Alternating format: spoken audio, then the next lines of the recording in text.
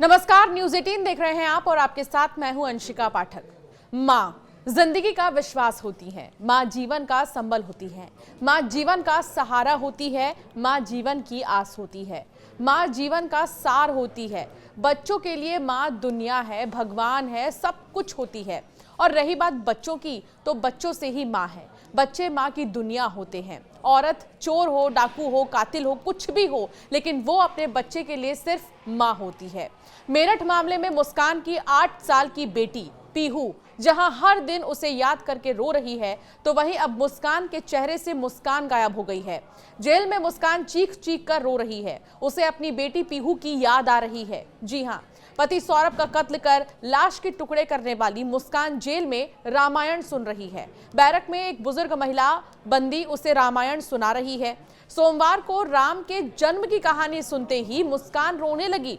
उसको अपनी बेटी पीहू की याद आ गई। परिवार के लोग उससे मिलने नहीं आ रहे हैं। जेल में सुबह शाम रामायण पाठ होता है। मुस्कान रोज उसे सुनने जाती है।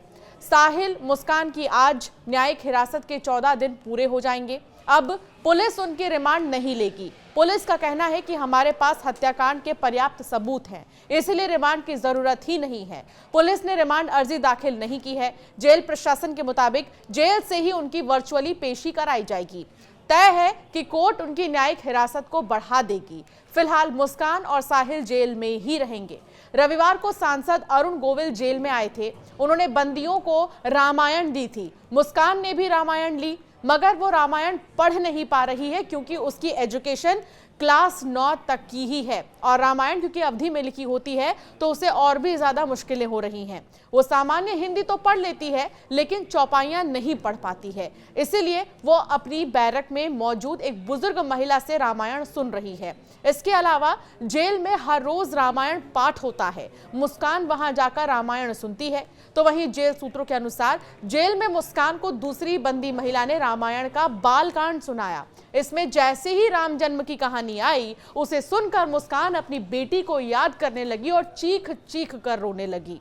उस महिला बंदी ने मुस्कान को समझाया और फिर चुप कराया। 19 मार्च को साहिल और मुस्कान को जेल लाया गया था। दोनों नशे की लत की वजह से परेशान थे।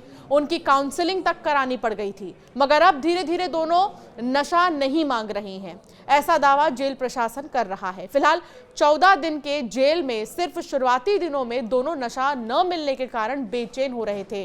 खाना नहीं खा रहे थे, सो नहीं रहे थे ठीक से और करवटें बदल रहे थे। उन्हें कुछ दवाइयां भी दी गई थी। अब दोनों अपनी अपनी बैरक में शांति पूर्वक बैठे रहते हैं। मुस्कान अब सिलाई कढ़ाई के लिए ट्रेनिंग ले रही है, जबकि साहिल खेत पर सब्जी की बुआई कर रहा है। मेरठ में सौरभ राजपूत मर्डर के 27 दिन बीत चुके हैं। इस हत्याकांड में 3 स्तर पर जांच चल रही है। पहली पुलिस के स्तर पर, दूसरी फॉरेंसिक जांच हो रही है और तीसरी cyber cell. Police case diary, cyber cell की मोबाइल जांच के बाद अब फॉरेंसिक टीम की जांच में कई चौंकाने वाले खुलासे सामने आ रहे हैं। एक तरफ जहां मुस्कान को अपनी गलती का पश्चाताप है, तो दूसरी तरफ अब मुस्कान रामायण सुनकर अपने किए पाप का प्रायश्चित करना चाह रही है। प्रायश्चित का अर्थ क्या होता है? मन, बुद्धि और कर्मों का शुद्धिकरण ही प्रायश्चित है। अपने किसी व्यवहार, भूल, दोष या किसी भी तरह के किए गए को अगर आप याद करते हैं तो इससे होने वाला दुख या कष्ट पछतावा है, यानी कि आप इसको लेकर पछताते हैं। शास्त्रों के अनुसार प्रायश्चित एक ऐसा कार्य जिसके करने से मनुष्य के पाप छूट जाते हैं। लेकिन क्या आपको पता है, इस दुनिया में ऐसे घोर पाप भी हैं जिसकी आप लाख कोशिश कर लें प्रायश्चित की, तब भी उस पाप से आपको छूट नहीं मिलेगी। एक ऐसा ही पाप मेरठ की मुस्कान ने किया। मुस्कान ने अपने बॉयफ्रेंड के साथ मिलकर जो पाप किया, उसके बाद से तो मुस्कान की हर तरफ निंदा हो रही है। यहाँ तक कि जो नीला ड्रम है वो काफी तेजी से वायरल हो रहा है। अब तो पत्नी से लेकर प्रेमिका नीले ड्रम की धमकी देती नजर आ रही हैं। फिलहाल मुस्कान को न केवल अब अपने पति की मौत का दुख है, बल्कि बेटी की याद भी बहुत ज्यादा आ रही है, खासकर तब जब वो रामायण सुन रही है।